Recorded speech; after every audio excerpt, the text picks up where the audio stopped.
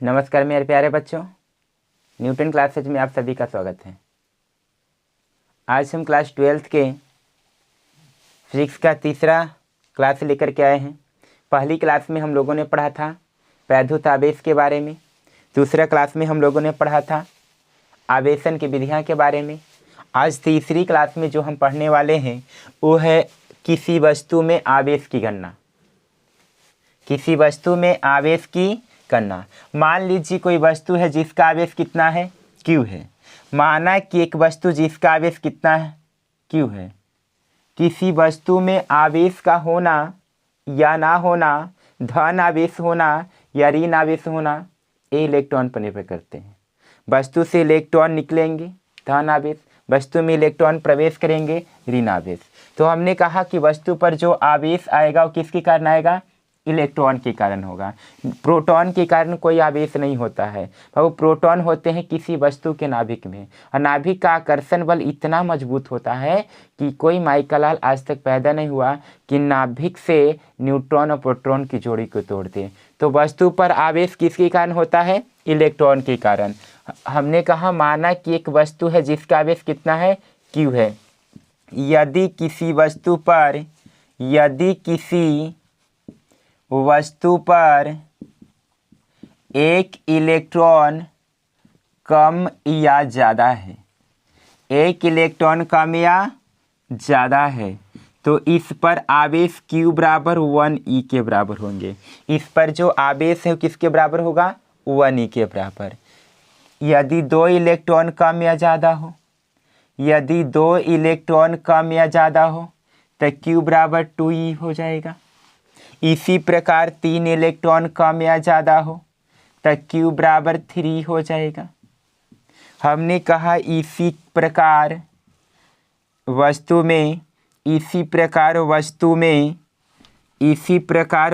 में n electron कम या ज़्यादा हो, n इलेक्ट्रॉन कम या ज़्यादा हो तो फार्मूला बन गया Q बराबर Ne। फार्मूला कितना बन गया? Q बराबर Ne। जहाँ n क्या है, तो n को कहते हैं इलेक्ट्रॉनों की संख्या। n क्या है? इलेक्ट्रॉनों की संख्या। E क्या है? तो E है इलेक्ट्रॉन का आवेश। एक इलेक्ट्रॉन पर जो आवेश की मात्रा है 1.6 इंटू 10⁻⁻19 कूलम का होता है। एक इलेक्ट्रॉन पर आवेश की मात्रा कितना है? 1.6 इंटू 10⁻⁻19 कूलम। यहाँ पर ध्यान दीजिएगा, एक नोट पॉइंट सीख रहे हैं। नोट पॉइंट क्या है? यहाँ पे नोट पॉइंट है, हम कह रहे हैं कि इस वस्तु से इलेक्ट्रॉन निकलेंगे। हमने कहा इलेक्ट्रॉन निकलेगा। यदि किसी वस्तु से इलेक्ट्रॉन निकलेगा, इलेक्ट्रॉन निकलेंगे तो धन आवेश होंगे। वस्तु पर कैसा आवेश आएगा? धन आवेश। इलेक्ट्रॉन निकलेगा, आवेश कैसा होगा? धन आवेश। धन आवेश होंगे, इलेक्ट्रॉन निकलेगा।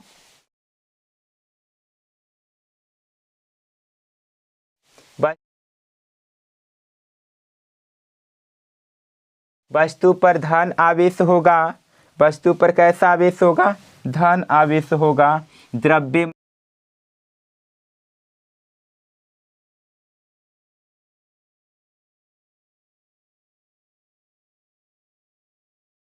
आपका घटेगा। द्रव्यमान का मान क्या होगा? घट जाएगा। द्रव्यमान का मान क्या हो जाएगा? घट जाएगा। दूसरी पॉइंट में इलेक्ट्रॉन प्रवेश करेगा। जब इलेक्ट्रॉन प्रवेश करते हैं, इस पर इलेक्ट्रॉन प्रवेश करेंगे तो ऋण आवेश होंगे। इलेक्ट्रॉन प्रवेश करेगा तो कौन आवेश? ऋण आवेश। ऋण आवेश इलेक्ट्रॉन प्रवेश करने का मतलब इसका द्रव्यमान बढ़ जाएगा। द्रव्यमान क्या हो जाएगा? बढ़ जाएगा। द्रव्यमान क्या हो जाएगा? बढ़ जाएगा। ध्यान दीजिएगा, हम पढ़े थे किसी वस्तु में आवेश की गणना, यानी क्यू का मान कितना आया n। n क्या है इलेक्ट्रॉन की संख्या, e क्या है इलेक्ट्रॉन का आवेश, और एक इलेक्ट्रॉन पर आवेश की जो मात्रा है वो 1.6 इंटू 10⁻⁹ कूलम का है। हमने कहा किसी वस्तु से इलेक्ट्रॉन निकलेंगे तो धन आवेश आएंगे, धन आवेश आएंगे द्रव्यमान का मान घट जाएगा। इलेक्ट्रॉन प्रवेश करेगा तो ऋण आवेश, और ऋण आवेश होगा द्रव्यमान का मान क्या हो जाएगा, घट जाएगा। चलिए इस पर एक क्वेश्चन देख लेते हैं, इस फार्मूले पर एक क्वेश्चन हम कर लेते हैं।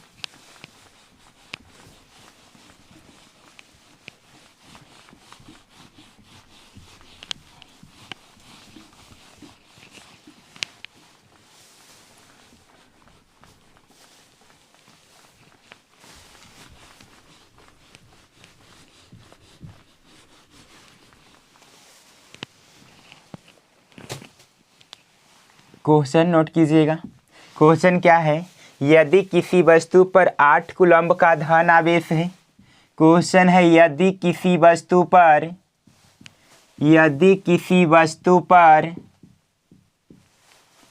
8 कूलम्ब का धन आवेश है, 8 कूलम्ब का धन आवेश है, तो वस्तु पर कितने इलेक्ट्रॉन की कमी या अधिकता होगी, कितने इलेक्ट्रॉन की कमी या अधिकता होगी। क्वेश्चन कह रहा है यदि किसी वस्तु पर 8 कूलम्ब का धन आवेश है तो वस्तु पर कितने इलेक्ट्रॉन की कमी या अधिकता होगी। ध्यान दीजिएगा, सॉल्व कर रहे हैं। क्यू का मान कितना दिया है बाबू, 8 कूलम्ब। आवेश का मान कितना दिया है, 8 कूलम्ब, और वो भी कैसा आवेश है, धन आवेश। धन आवेश का मतलब समझने का प्रयास कीजिएगा। चूंकि वस्तु पर कैसा आवेश है, वस्तु पर आपका धन आवेश है, वस्तु पर कैसा आवेश है बाबू, धन आवेश है। धन आवेश होने का मतलब इलेक्ट्रॉनों की कमी हुई है, इसका मतलब वस्तु पर इलेक्ट्रॉनों की कमी है। इसलिए वस्तु पर क्या है, इलेक्ट्रॉनों की क्या है, कमी है। अब कमी है तो कितनी इलेक्ट्रॉन की कमी है, तो हम फार्मूला लगा देंगे Q बराबर N। Q बराबर N। आवेश का मान दिया है 8 कूलम्ब, N का मान निकालना है, E का मान होता है 1.6 इंटू 10⁻⁹ कूलम्ब। इधर गुना में है तो इधर भाग में होंगे। N बराबर 8/1.6 इंटू 10⁻⁹, दशमलव उड़ाएंगे, 0 बुलाएंगे, 16 पच्चे का 80, तो N का मान होगा 5 × 10⁻19, यानी 5 × 10⁻, कितना हो गया, 19 हो गया। जो इलेक्ट्रॉनों की संख्या है, जो इलेक्ट्रॉनों की कमी है, कितना है, 5 × 10⁻19। बोलो क्लियर है। आगे बढ़ते हैं, अगला क्वेश्चन एक और लेते हैं।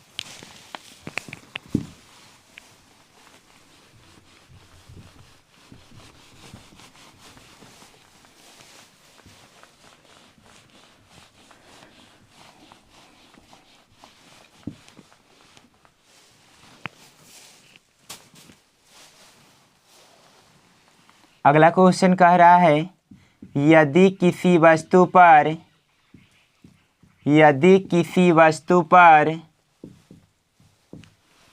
1 कूलम्ब का धन आवेश है, यदि किसी वस्तु पर 1 कूलम्ब का कैसा आवेश है, धन आवेश है, तो वस्तु पर कितने इलेक्ट्रॉन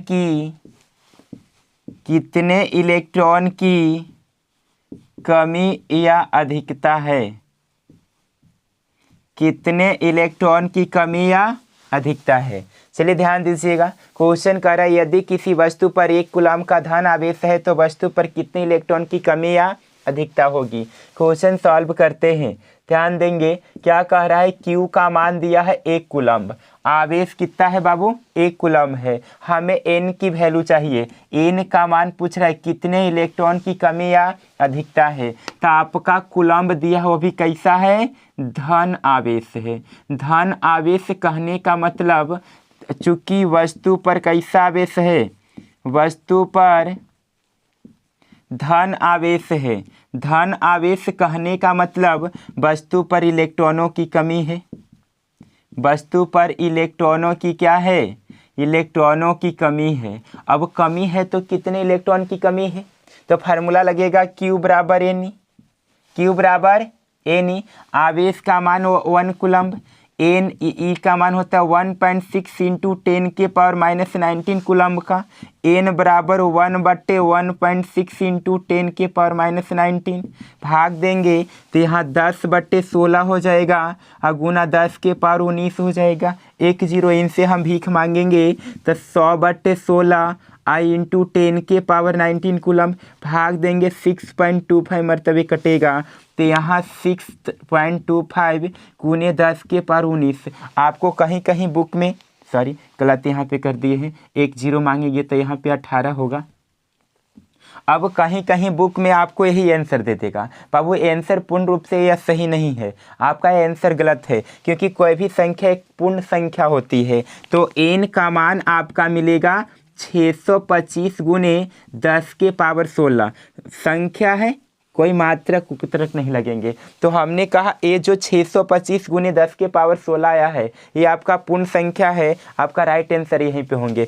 अब ध्यान दीजिएगा, आप स्क्रीनशॉट खींचिए, बाकी आगे बढ़ते हैं। हमने कहा कोई एक वस्तु है, ध्यान दीजिएगा, हमने कहा ए कोई वस्तु है और ये दूसरी वस्तु है।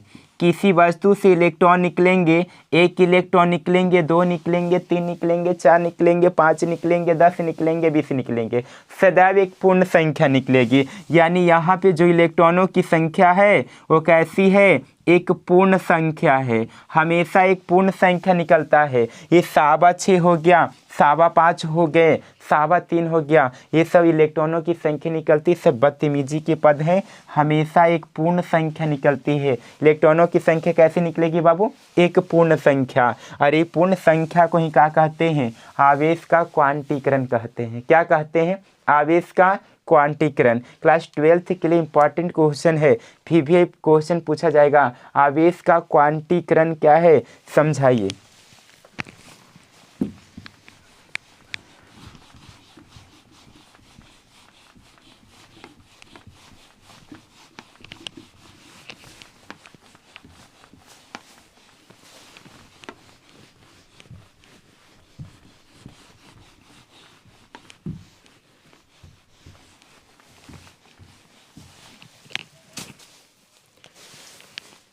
अगला हेडिंग दीजिएगा, आवेश का क्वांटीकरण।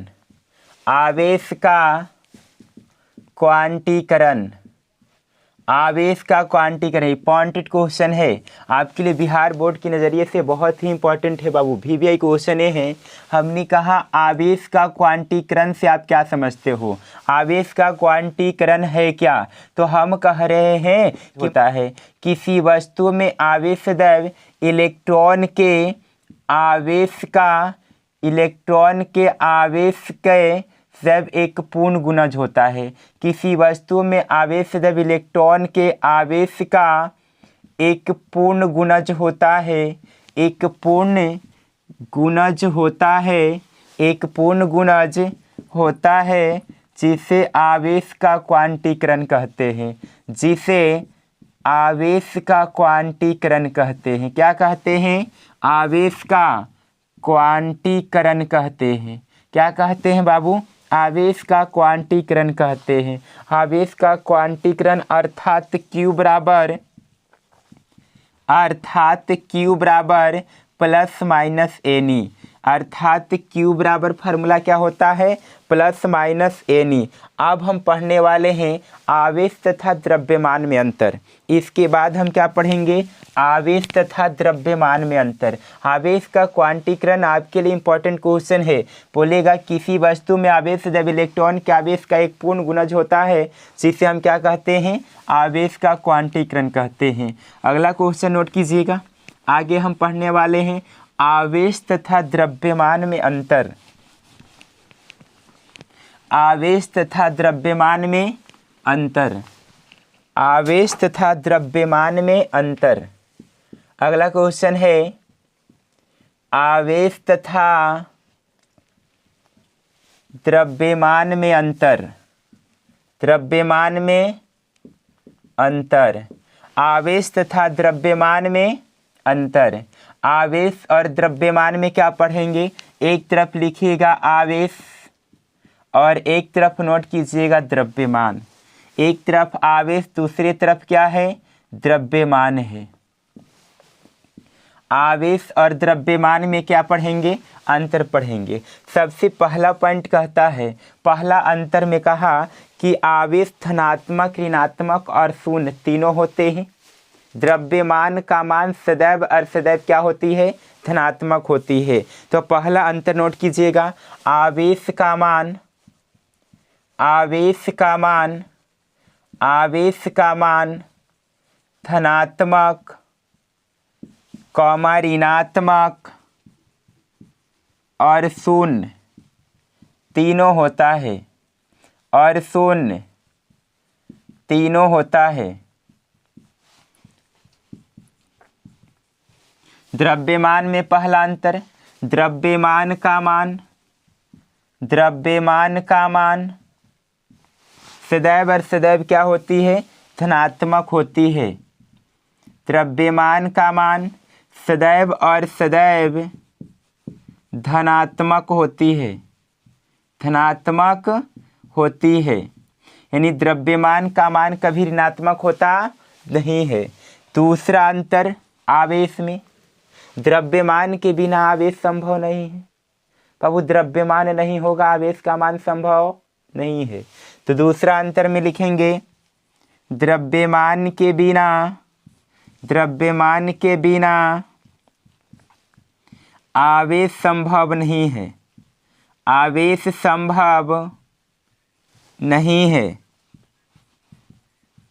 लेकिन द्रव्यमान, द्रव्यमान आवेश के बिना हो सकता है। आवेश के बिना द्रव्यमान, इसमें आवेश के बिना, आवेश के बिना द्रव्यमान हो सकता है, द्रव्यमान हो सकता है। दूसरा अंतर में क्या कह रहे हैं बाबू, हाँ कह रहे हैं कि द्रव्यमान के बिना आवेश संभव नहीं है, लेकिन आवेश के बिना द्रव्यमान हो सकता है। तीसरा अंतर कहा, दो आवेशों के बीच वैद्युत बल, आकर्षण एवं प्रतिकर्षण, दो आवेशों के बीच, दो आवेशों के बीच वैद्युत बल, आकर्षण एवं प्रतिकर्षण, आकर्षण एवं प्रतिकर्षण, आकर्षण एवं प्रतिकर्षण दोनों प्रवृत्ति का होता है, दोनों प्रवृत्ति का होता है।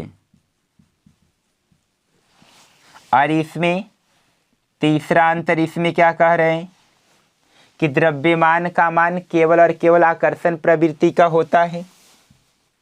द्रव्यमान का मान केवल और केवल, केवल और केवल आकर्षण प्रवृत्ति का होता है, आकर्षण प्रवृत्ति का होता है,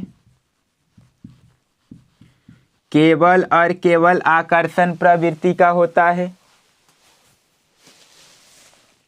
चौथा अंतर, आवेश का मान अलग अलग जगहों पर अलग अलग होती है, लेकिन द्रव्यमान का मान अलग अलग जगहों पर अलग अलग नहीं होती है।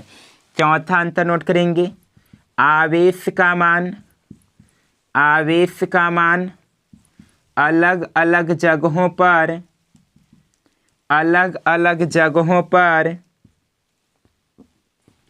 अलग अलग जगहों पर अलग अलग होती है, अलग अलग जगहों पर अलग अलग होती है। चौथा नंबर, द्रव्यमान का मान, द्रव्यमान का मान अलग अलग जगहों पर, अलग अलग जगहों पर अलग अलग नहीं होती है, अलग अलग नहीं होती है, अलग अलग नहीं होती है।